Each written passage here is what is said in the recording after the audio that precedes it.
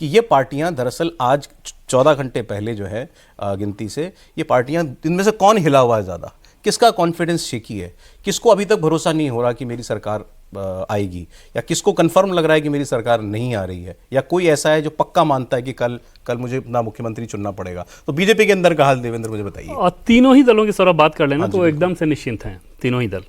Congress party एकदम से निश्चिंत है कि उसको कुछ हासिल नहीं होना है उसके पास।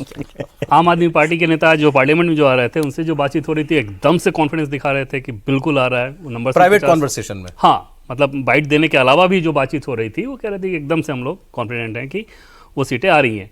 बीजेपी के नेताओं के अगर बात करें तो उनमें से नंबर्स के हिसाब से अगर देखें तो एक नंबर आया 40, दूसरे नेता ने कहा 45, तीसरे ने कहा कि शर्त लगा लीजिए 2/3 मेजॉरिटी आ रही है। तीसरे नेता जो हैं वो डाटा पे बहुत ज़्यादा काम किया उन्होंने। चौथे नेता हैं जिन्होंने ये बताया कि अच्छे मार्जिन से हम लोग जीत रहे हैं, तो वो कॉन्फिडेंस उनको नजर आ रहा है। अब सवाल ये है कि दोनों का कॉन्फिडेंस क्यों, जैसे आम आदमी पार्टी को भरोसा सौरभ इस बात का है कि जो साइलेंट वोटर्स उनके पक्ष में रहे हैं, जो बेनिफिशरीज रहे हैं, जो फ्रीबीज जो चला गया है, तो उनको बहुत चीखने चिल्लाने की जरूरत नहीं है। वो बार चुनाव में वोट करते रहे आम आदमी पार्टी को, इस बार भी कर देंगे।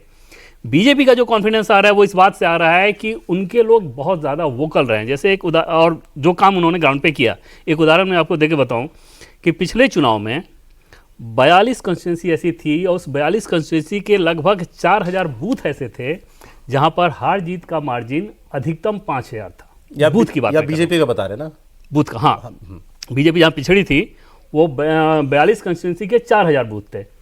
उस 4000 बूथ के लिए बीजेपी ने अलग तरीके से काम किया। जैसे टोटल बूथ लगभग 13000 हैं, 13000 में वैसे बूथ जहां बीजेपी बहुत बड़े मार्जिन से आ रही थी, मुस्तफाबाद, मटिया माल, इस तरह की सीटों वाले की, उस पर पार्टी ने बहुत ध्यान ही नहीं दिया।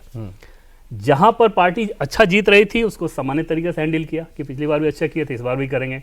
जहां उन्हें ये लगा कि इसको हम कन्वर्ट कर सकते हैं, मतलब 5000 से कम का मतलब ये है कि 1.5-2% का वोट का फासला, तो उसको पार्टी को ऐसा लगा था कि इसको कन्वर्ट कर सकते हैं। उस पर विशेष मेहनत किया गया एक एक वोटर्स के हिसाब से। और चुनाव के दिन सौरभ 350 लोगों की जो कॉल सेंटर बनी हुई थी, उसने 30 लाख लोगों को फ़ोन किया कि आप निकलिए घरों से और बाहर जाकर वोट कीजिए, और उसमें जय श्री राम का मैसेज भी लास्ट में आ रहा था।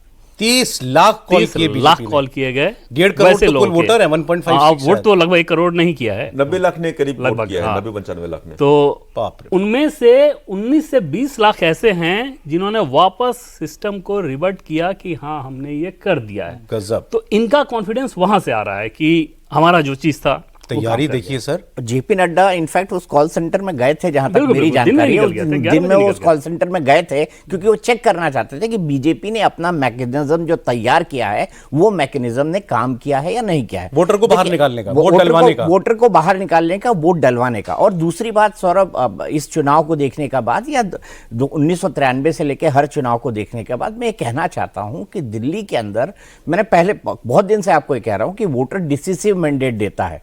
अगर केजरीवाल जी भी जीतते हैं तो वो 35-36 पे आ जाएंगे, मैं ऐसा नहीं मानता, फिर वो 40 के पार जाएंगे या 40 के पार बीजेपी जाएगी। लेकिन मैंने आपको जो बताया था कि केजरीवाल के लिए ये चुनाव सबसे मुश्किल वाला है, क्योंकि उनकी यूएसपी थी कि वो केजरीवाल जो आंदोलन से निकले, वो केजरीवाल जो कट्टर ईमानदार हैं, वो केजरीवाल जो भारत की राजनीति को बदलने आए, वो केजरीवाल जो लड़ाका हैं, ठीक है, ये उनकी बेसिक इमेज थी। लेकिन उस बेसिक इमेज में बहुत ज्यादा इरोजन हुआ। और लड़ाका तो अभी भी है, नहीं, लड़ाका तो बिल्कुल है, मैं उसमें, और मैं आपको बता दूं कि बीजेपी के बराबर कुछ लोगों को लड़ाका होने से भी प्रॉब्लम है। हाँ हाँ, वो कई सारी चीजें आपके लिए जो पॉजिटिव होती हैं वो लोगों के लिए निगेटिव में कन्वर्ट हो जाती है। इसका सबसे बड़ा भुक्तभोगी मैं हूं, आप उसके अंदर मत जाइए।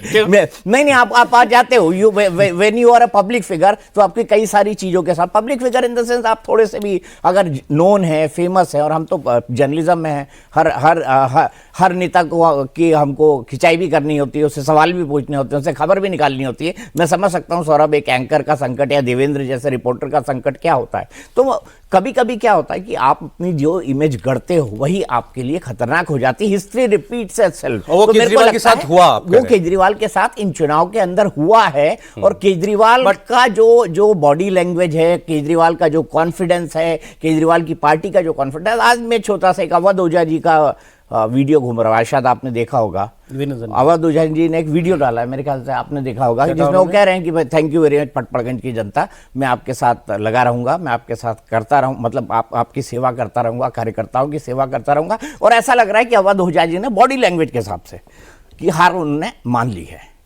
तो ये भी कई सारे इंडिकेशन है जो बताते हैं। और दूसरा मैं आपको बताऊं, लोग एग्जिट, मुझे बड़ा शक है कि ये दिखेंगे मुझे कल के बाद एग्जिट पोल लोग एग्जिट पोल को बड़ी गालियां देते हैं, लेकिन लोग एग्जिट पोल को बड़ी गालियां देते हैं, लेकिन मैं ये मानता हूं कि एग्जिट पोल एक डायरेक्शन बताता है। ठीक है, बीजेपी की 300-400 सीटें लोकसभा चुनाव के अंदर नहीं आई, लेकिन ये तो एग्जिट पोल का था कि चुनाव मोदी जी की तरफ जा रहा है।